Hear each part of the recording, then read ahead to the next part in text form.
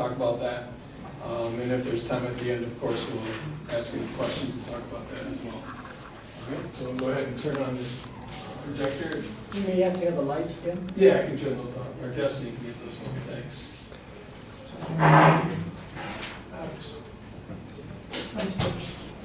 Yeah, it takes a minute, it takes a second to warm up here.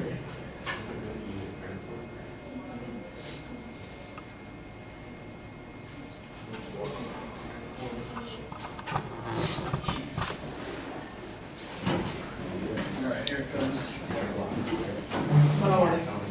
I'm just glad to be here. I was here maybe about a month or so ago to talk about the Depression, which was, then I went in from the Depression into the Army in World War II. You know, it was a time that you folks can't imagine what it was like to be living in that time and faced going into the service with you know that the whole country's in a deep depression, much worse than we are now. We didn't have nothing. We were all poor. But it's back a long time ago. 1943 is when I got inducted in the Army. I was inducted into, actually I went into the 3rd Cavalry Unit that was reorganized again. Cavalry, the horse cavalry up until 1942 was really a strong thing. Because beside the military men, the infantrymen and armored artillery and things like that were around, but cavalry was horse cavalry through the years prior to all this. You know, our unit that I was in was a 3rd Armored Cavalry Reconnaissance Regiment. And it was organized in 1846, and it's still going today.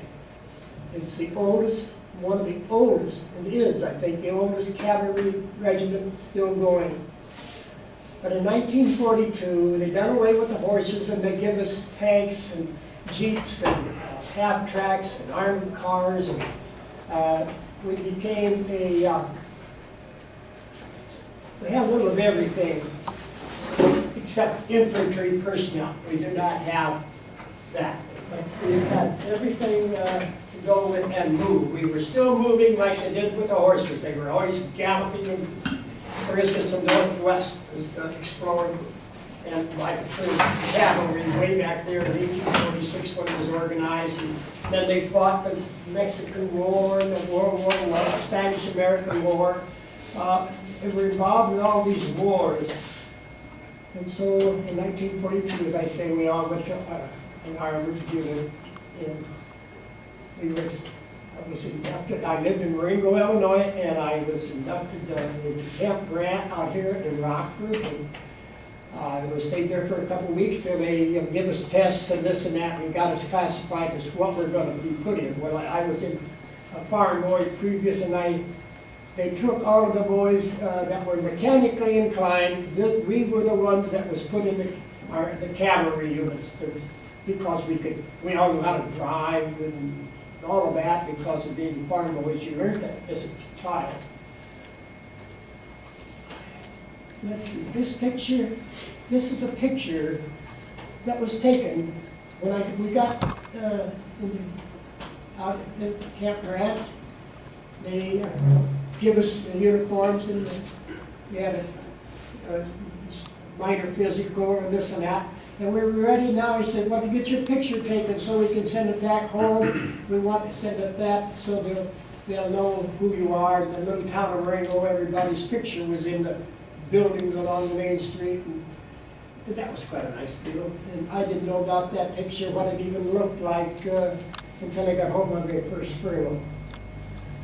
So, like I said, we were given tests, aptitude tests, and that sort of thing. And finally, we got on a troop train, left there, got into Chicago, joined up with a lot of more troops, and then we went on a troop train to Camp Gordon, Georgia.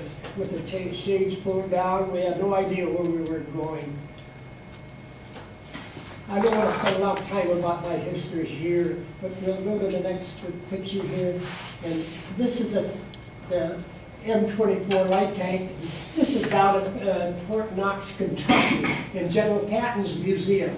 I was eventually wound up in the 3rd Army with General Patton, who was leading the 3rd Army. And I think this is about 20 years ago. I went down there, and there's 11 acres there of memorial markers. Our unit, we all donated money to build a big memorial marker, and upon those markers it tells where we were in World War II, just there, and it's amongst the many, just for armor and cavalry. That's the only, there's no infantry monuments there at all. It's just Patton's armor, no infantry. So that was the M24 tank with a 75mm gun. The driver, let's see, I can point this by pushing this. Is there a marker? Is there there? Oh, there's no. Okay. There's no pointer. Well, the driver's on the far side, and the assistant driver's just above my head, just to the right. And he has a 30 caliber machine gun, and then there's one up beside the big gun. There's a 30 caliber, and up on top is a radio mount, 50 caliber machine gun, a wonderful gun that's still used today. And so that was our firepower out of that tank. So I love that tank because it was fast. It was a light tank. It was not the big Sherman tank that we had at that time. So let's see. There is a picture of my tank there. You can't see it, but above on the turret up there, everybody had a name for their tank. My tank driver, he named it Lady Luck. He had a big L and UCK and LAD and UCK, and there's one word there, and it's Lady Luck. So as you can see, it's kind of battered and torn there, but this is right after we got down into Austria, after the war was over, and that's me standing there. Now we just look at that for a while. First thing I want to tell you, we landed in Utah Beach, engaged the enemy at the Battle of St. Lo. That was our first engagement, and then it was, we got skirmishes with the Germans all the way back. We drove them back. In 39 days, we were across France. The Germans had been driven back, and we're back into their own home country. And consequently, now is September 5th. The rain started. We were down, there's a big, large city called Metz. It's the name Metz in France. It was an officers' candidate school for the Germans, SS. And they were, the S of stormtroopers, we called them. They were a very mean, wicked man and they were part of Adolf Hitler's super race that he was trying to. Adolf Hitler was a fanatic dictator, a terrible man. He wanted to produce a super race that would conquer the world. And so his main objective now was to get rid of the Jewish people. He absolutely wanted no part of them, so they had to get rid of them. And there were many Jews all over Europe. And so because of that, and they were in deep depression too prior to all this, and this is how he came up in the 38 and 36. Back in those years, they were starving too, but he became the man that was going to do all of this, and he was the guy that rose and so he was a leader. So we had to fight a strong German army, and so as I said, at that time, the Germans had retreated. They were back in Germany. We were in the Battle of Metz, and it took us 2.5 months to conquer that big city and the surrounding area. It was terrible because it rained every day. And let me just back up here. I'll show you that tag.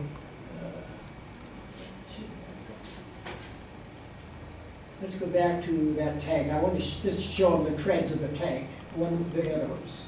One more. You know, they go to the one that was down in Fort Knox thing. There. Now, you see the tank treads that were, our wheels are, what those are called bogey wheels, are going on that track. So we put extensions on that so we wouldn't mire down into the mud. We had to do that, it just rained constantly. The whole area was flooded. So finally, we got the Battle of Metz, that was over with. Now we had to start to go north, across the Moselle River separates the two countries, and we had to cross it. Moselle to get over into Germany, and we had to go through a Siegfried line, and I don't have no pictures of that, but they had what was called dragon skate. They were staggered in pieces of cement for miles all the way across the German border, from north to south. And it also had slave labor, big tank ditches, we call them, in front of that line of cement that was piled up and sticking up like your fingers. One of the big things about 3 feet to 4 feet high, staggered up and down, somewhat shorter than the others. So you couldn't get through it, of course. But General Patton was a smart man. He said, "Let's simply just fill it over with dirt and we'll drive right over." And that's exactly what we done. And I want to say right now that General Patton, now you may not have heard of him in history, but he was one of our better generals, a very smart man. And he was a leader, and he was one of the reasons we were able to do what we done in Europe, as far as I'm concerned. And many of them will say the same thing, and some won't. But go back to that picture. Eventually, we crossed, got into the Siegfried line. That's what that was called. We got behind that. Now it is, instead of rain, it's beginning to snow and sleet every day. It's just, we never saw the sun. It seemed like we never saw sunshine. And then December 16th, we now are in behind the Siegfried line in a small town, and we were, a big German Panzer division was making this onslaught on us. It was December 16th. It was the first day of the Battle of the Bulge, which you may have heard about or not, but it was a terrible time. That's when Adolf Hitler made his final big push to drive us back, and he did drive us back, and that's why it was called the Bulge, because they pushed us back. I got involved in that, and that lasted heavy engagement with the Germans then, and they were driving us back. The weather got very, very cold. The snow started, and it snowed and snowed and snowed. The weather was about a week and a half of 0 to 18 below zero. And we were outside, we were in the tanks, we were anywhere. You had to be trying to save your life and also try to live with that weather. Many a man had what's called trench foot. Their feet would freeze. We didn't have shoe packs and things we got now. We finally got some what was called shoe packs. Would give us better boots for us. And we were lucky to get them. But eventually, by the middle of the latter part of January, we overcome. We pushed the Germans back, and now we're on our way into Germany.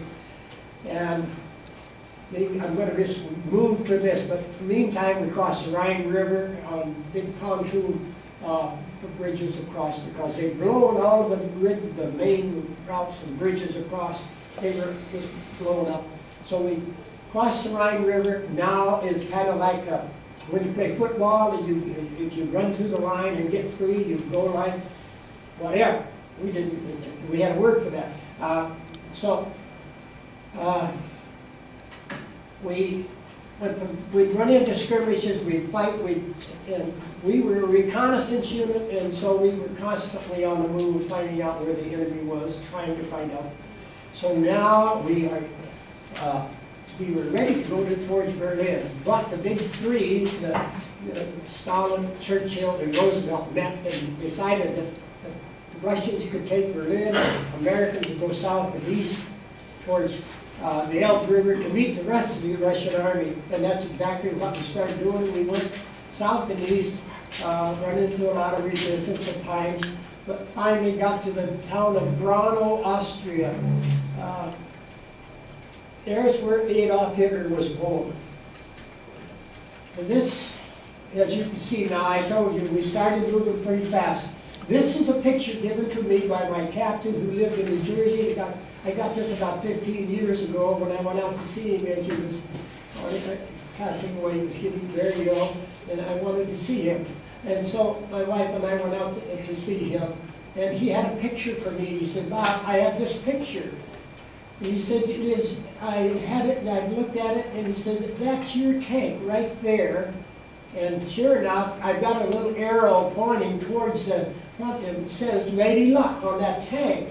And that is, as you look at it, the fellow on the right is me, and that's my gunner and the loader of my tank. We're in a tour, and we're moving along, and this is called the Autobahn, the super highways. They're there today, the same roads are beautiful roads, and they drive, you can go as fast as you want to go on that road. And it's amazing. I've been there, I've driven it since then. I've been back to quite a few times since. But it's a beautiful road. But anyway, we're just flying along, and my captain had that picture, and that's one where I can just show you something. Now, here is the Ems River. This big bridge is going up, as you can see, there's our pontoon bridges going across. And now, this is the Ems River. Just across is Brno, Austria, where Adolf Hitler was born. Now, that tank that you saw is now right there, getting ready to go across that. That's our tank, going across the bridge. We all had cameras. We took pictures constantly, whenever we could. And that is Brno, Austria, across there. And now, about a week later, when we got to Austria, the Germans were surrendered in droves. That we were going through the Elbe River to meet the Russians. And the war was over. The war ended in May 8th. Now this is early May. So we got down to, you can see we're starting to get, and this is in the Alp Mountains, the start of the Alp Mountains. And that beautiful little town of Ebensee, Austria. And that beautiful lake, and it's just like that. This is a postcard that I bought when I went back there in 2004, or 2005. And then 1990, all of us went back. 92 of us took a trip across, we went back and visited areas where we were, and we wound up down, of course, here. And so I've been back to Ebensee 4 times. So I just want to stress, this is the most beautiful little town. When you go to Austria today, as it was then, it's spotless. Believe me, there's no rubbish, no nothing on the streets, no pop cans, no papers, towels, or whatever, like we see it here. You'd be ashamed of our country to come back and look at this country compared to that. It is amazing. All of those cities, them little towns, not the cities so much, but those little towns are just beautiful. You wouldn't believe how clean they are. On the roads, there's no weeds growing in the side of the roads. It's just manicured, like a golf course. That's what one of the mountains do. So, the day before we got there was a town, there was a Volkerbrook, where we ran into a bunch of Hungarians. 1,200, about 1,200 infantrymen and anti-tank guns around it in those mountains in Volkerbrook. We had one tank knocked out, and they killed 2 of our men. I had a platoon. I was a sergeant, and I had a platoon with 5 tanks, and that was the last casualty in our unit, the 3rd Cav, and I know that was it because of war. Just a couple of days later. These fanatics, we overcame them. And we wound up in a town 15 miles north, and the next morning I got my platoon leader told me that we had a little meeting. It said, you're going to follow a reconnaissance platoon into this town of Edmondsey, and when you get there, all you have to do is see if there's no resistance, because we knew there wouldn't be, we didn't think, because the Germans were surrendering us even that morning. Before we left, we had German prisoners surrendering. And so they're giving up, and we just told them to go on their way, go west, we were going east, and so we wound up 15 miles, and we were careful, 15 miles around the mountains, the roads. We got in this town of Edmondsey, Austria. We got there about 11 in the morning, and the civilians told us about a concentration camp up in the mountains. A concentration camp is just what it says. This is where, in 1938, Hitler had slave labor, and he put them all to work, all over the area, in Germany, wherever. The little country of Austria has 49 concentration camps in it, and the mother camp was a town called Mauthausen, and you can go there today and still see that big sprawling camp. The only thing that's gone is a barracks where they kept their prisoners. Everything else is there. The gas chambers there and everything. I have been there and saw that when I went back, because there's memorial ceremonies held every year. And so those Mauthausen and Edmondsey are 40 miles apart. So I saw that. So that, around noontime, we met again with wondered what we were going to do. How was the next thing to do? Our squadron regimental commander then told us to take 2 tanks up instead of jeeps and half-tracks or small armored stuff. He wanted us to take 2 tanks up. So I got the mission. Like I said, I was platoon sergeant, so I had 4 tanks left. And so I took my tank and another tank in my section and went to the gates of this concentration camp. And there it is. You can see where it says guard tower. If you look, there's a tower there. It's hard to get in the dark, but you can see that. But that's the entrance to us as we got there. And this is as you can see the trees, tall pine trees. Now this is 2.5 miles higher up. And it's hard to get there. It was a small gravel road. It wasn't a paved road or nothing. We got there, and this is in June of 1945. It was taken by a fellow there. And that's just a barracks area. Now, when we got within, so we got our hours is Until 10:20. when we got there, about 150 yards away, we had to make a right-hand turn to take that road that you might have saw. There was this terrible, terrible odor. The wind was blowing right in our face. We stopped our tanks and looked and peered down, and we saw this amount of people, even more, along that fence and in this area called the roll call square area. That's just a card that I bought in 1990. I don't know which one it was. They were standing there in the muck. Now, if you've ever seen in the country, you've seen dairy barns, and they're cow yards, and in the springtime it's just mud and it's just almost ankle deep or better. Well, that's what these people were standing in. We drove on up to the area and peered down upon them and couldn't believe what we were seeing. Men, there was no women in the camp, just men and young boys, teenage boys, a little older than you and younger than I was at that time. I was 21, about 22. And they were standing there with no shoes on, some with some type of shoe, some with trousers on, some with no trousers, and some with just the top, no tops, maybe trousers, or nothing, completely naked, standing there, cheering. like you wouldn't believe. You wouldn't believe. The roar was tremendous, constant. These people hadn't saw anything like that for all these years. They didn't get that.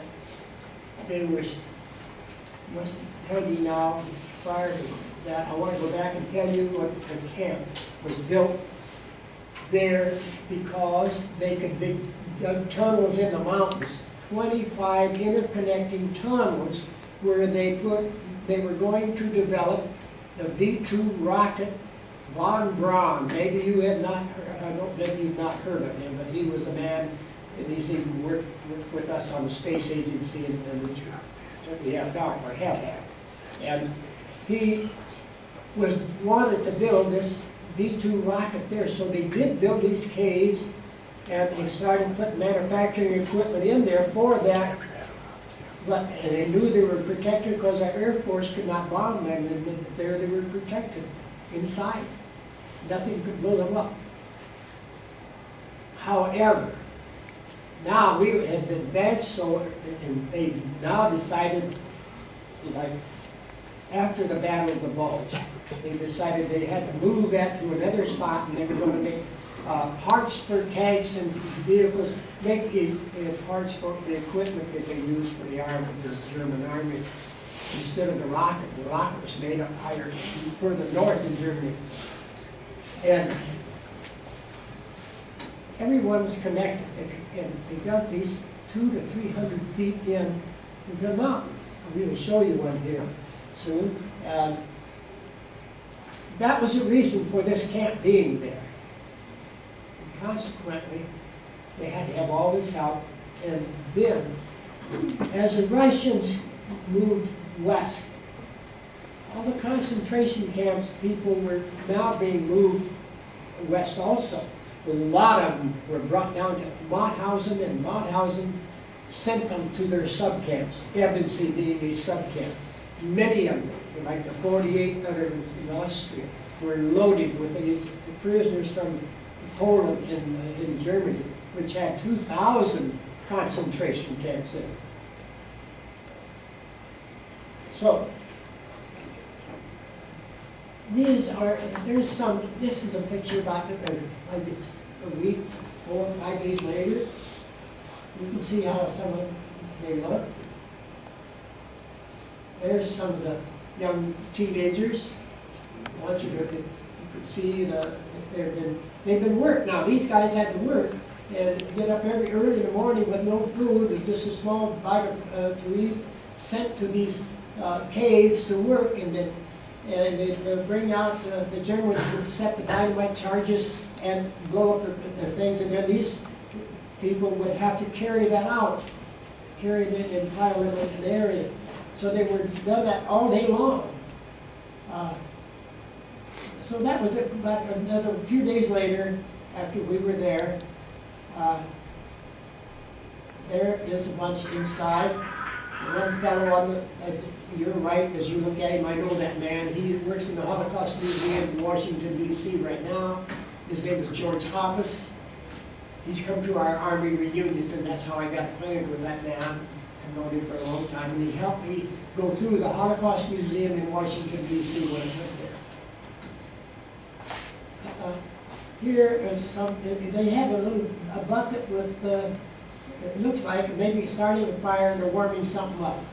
And then you can see, there's one man with no clothes on at all, and you can see how they're dressed. Now they're living up there, up in that mountainous country, and it's cold. And those guys, that's how they had to live. I must tell you though, as we got off of our tanks, finally, and we drove into that roll call square area, and there was a man, he saw me light a cigarette. I raised my seat up and I sat higher in the tank, and he sees, and I just lit a cigarette, because it was in our rations. We were given cigarettes. And by the way, I didn't smoke till I got over in Normandy in World War II. I went through all my Army training and I never smoked. I started smoking then when I got in combat. and those were given to us. And so I lit up this cigarette, and the man says down here beside me, he spoke in perfect English. He says, it's been a long time since I've had a lucky strike. I couldn't believe it. I looked at him and appeared him. I said, come up and I'll give you one. And he was a man with better health, and he looked stronger what he was. He had told the Germans he was an architect, and his father and mother and sister were all, and he were to Auschwitz, a big camp in Poland. And the father and mother and the daughter, or the sister, were gassed. That was the last time he saw them. But he got eventually down, and he was chosen to go to the work line instead of being gassed. He was given life again. And so he helped build, worked, and he had that privilege, and he worked, it was fed pretty good because he didn't have to do the heavy lifting and things. He was fed better. So then he says, listen, I want to show you this camp. He was up on my tank and smoking a cigarette, and he took one big puff and he almost puffed, he collapsed, and he revived. He just wanted to show us the camp. We did not want to get down amongst those dirty, starving people. You could just see, why would you want to get down and walk through and see this? We'd seen enough. And our mission was simply to go up there and see if there was any resistance, and just turn around and come home, come back down to the hotel where we were in that little town of Edmonton. So we were finally convinced by him that we must go and take a look. So we went to the kitchen area. We no more got off our tanks. There was 10 of us, each tank had 5 men. So the 10 of us walking together there. But we were mobbed, just mobbed, and just hugging us, and you couldn't believe it. Those people were so thankful, and couldn't believe that here was somebody that they could trust. And so we went to the kitchen area, and there was nothing on it, no food, but everything was spotlessly clean, and I couldn't believe it because of all the filth that we had seen. When we got out from the tanks and walked a few feet, there was a torn body, completely just torn apart. Not just hadn't been there for a very long time. I got this reason for this guy laying there, and I said, how come? And I talked to him, and he said, you know, in every barracks there is collaborators that help control the prisoners. And there's maybe 3 to 4, maybe 5 guys in these barracks. And they collaborate, and they will do anything. They will not,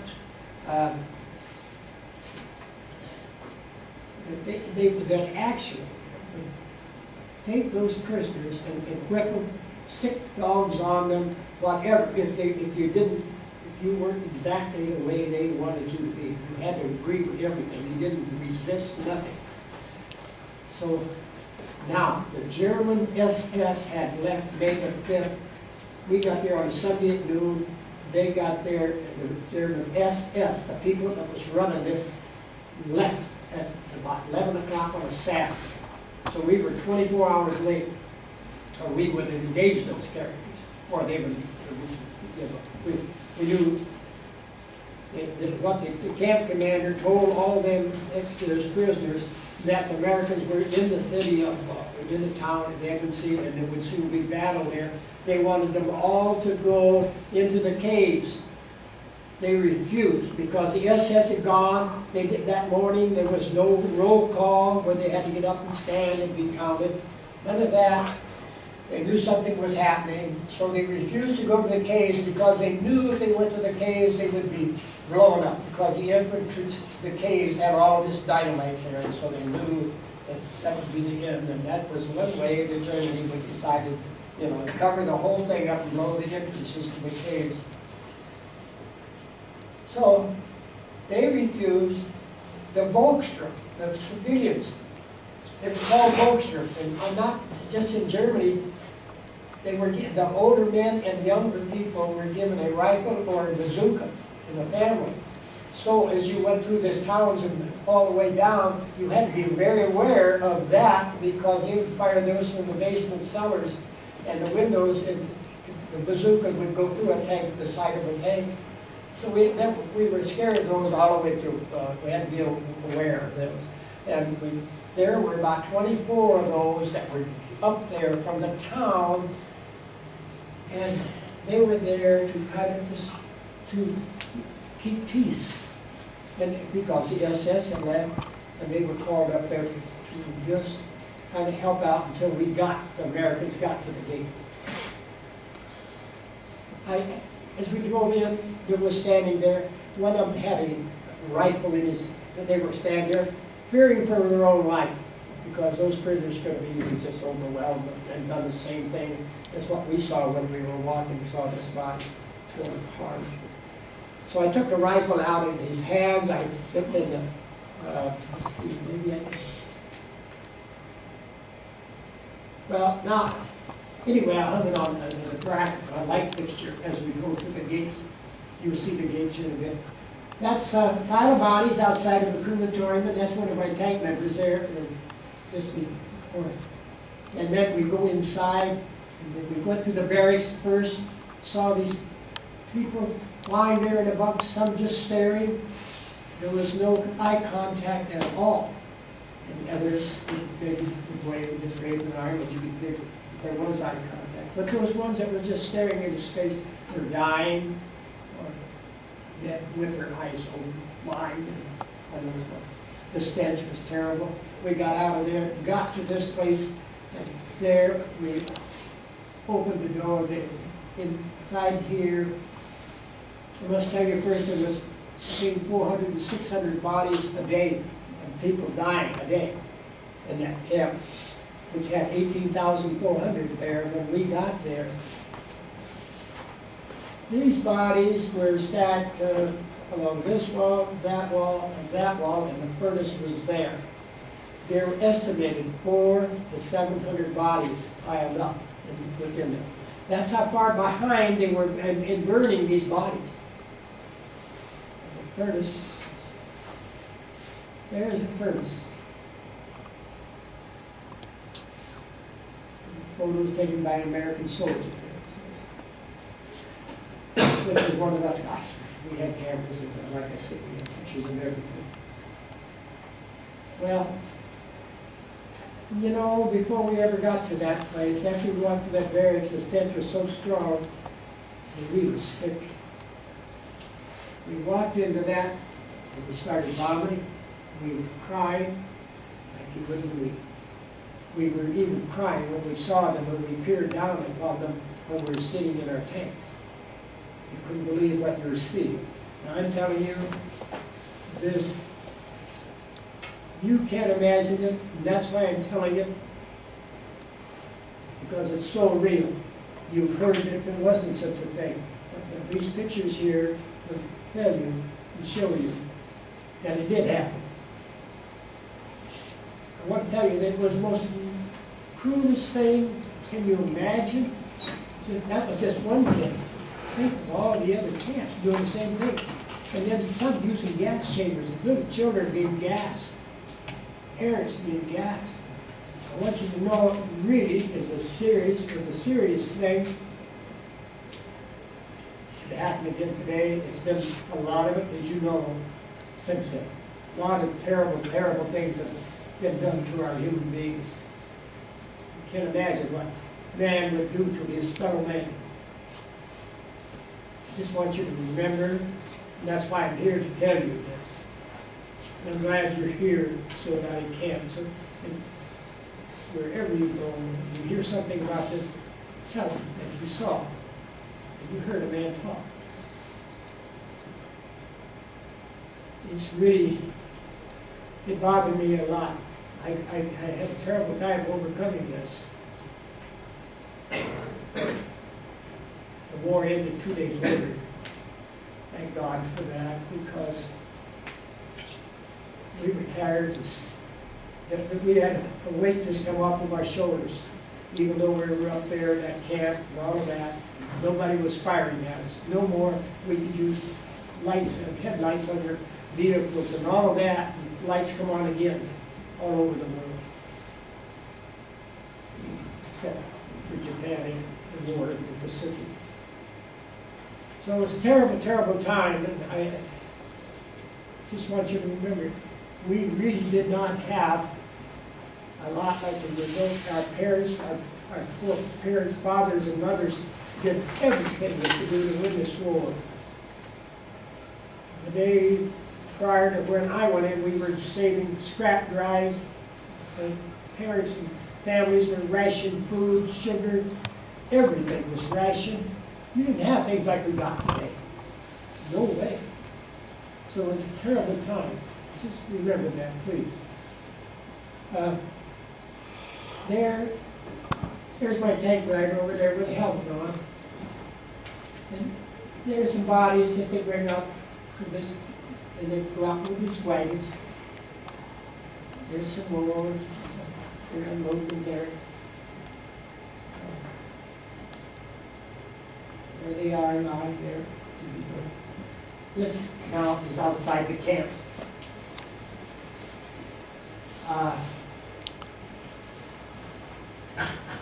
You can't see this, but this is one of the caves that they were just starting to build. There is one that's complete. There's that particular tunnel right there, which I've been in there. Our unit went back there. We've been in that tunnel. They manufactured synthetic gasoline in that tunnel. It's a museum. There's another. Now, here is the memorial graves. There's 3,400 buried in this particular bodies, just thrown in and buried and covered up. That's that. Here's another one with 1,341 in. Here's some memorials that since then families have brought all kinds of mementos and things and put up. Here's the gate to the concentration camp. It's gone now, 20-some years later after the war, 1945. They went in and they destroyed all of that, the buildings and everything in there, except the crematorium is still there, the chimney rather, that's still there. But they built homes with in there in 2000 or 1990 when 92 of us went back to New York to retrace our steps, and we went back to this and couldn't believe what we were seeing. In 2005, I went back there and told the Austrian government invited me to come back, and I went back and talked about the interest there the day we entered that camp. And I told them then it was sacred ground. You should never build a homes. There's one, and there's a gate. It goes up to the gate. You can see when the dark spot in that archway, it was where the light fixture was as when we drove in. But that's all there is there now. I with the upper gag, because these are time because these are different times that we don't have time to talk about that. But when the war was over, like I said, I had a hard time overcoming all of that we'd seen. Now, and I'll tell you, all the way across, we had major skirmishes, and war is terrible. And we saw a lot of terrible things before I ever got there. But when I saw that, and saw human beings, and saw what I saw, that was a climax of my experiences in World War II. Do you have any questions? I would love to be able to. Mr. Persinger? Oh, go ahead, Josh. Yes. When you were fighting with Germany, did you fight with any other allies? Oh, yes, of course. Oh, yes. I was in the 20th Corps of the 3rd Army, the General Patton's 3rd Army. And the 3rd Army had 2 other corps, the 8th Corps and the 12th Corps. We did them. Yes, we done reconnaissance, we went out and fought and tried to find it and advanced across the head of the armored division, the infantry division. We done reconnaissance work for them. So this is going to the town of Braunau, Austria, in that area. The 80th Infantry, we were doing reconnaissance. We were attached to the 80th Infantry Division. And we were doing reconnaissance. Absolutely amazing. The day we went into the concentration camp, that infantry division, around 12,000 men, was back about 30 to 40 miles behind us. Yes, we, of course, a lot. Mr. Persinger, do you still think about this from time to time? Does it still haunt you in your dreams or in your thoughts in a daily process? Comes back, yes, yeah, at times I have. I've woke up thinking and seeing the scenes. Yes. But it took me a long time to get over, like I say, and all of us, because when we come home, General Patton talked to us on May the 8th. A couple days after that, he met us in Evanston, and we all had a big meeting, and he was telling us, thanking us for helping and what we've done to help him. And then he said, I want to get you home for furlough so I can get you into the Pacific, into Japan, and I will lead you into Japan. So that was what he told us. So thank goodness the atomic bomb dropped while we were training again to prepare for overseas movement to go to Japan. Yeah, I hadn't thought about it. So when we come home, nobody knew. The little town of Ringo, Illinois, they maybe had heard about concentration camps, but nobody would believe me if I told them what I saw. And so none of us, we didn't start talking about this stuff. We had reunions everywhere, somewhere in the United States for 62 years, 1947 to 2009.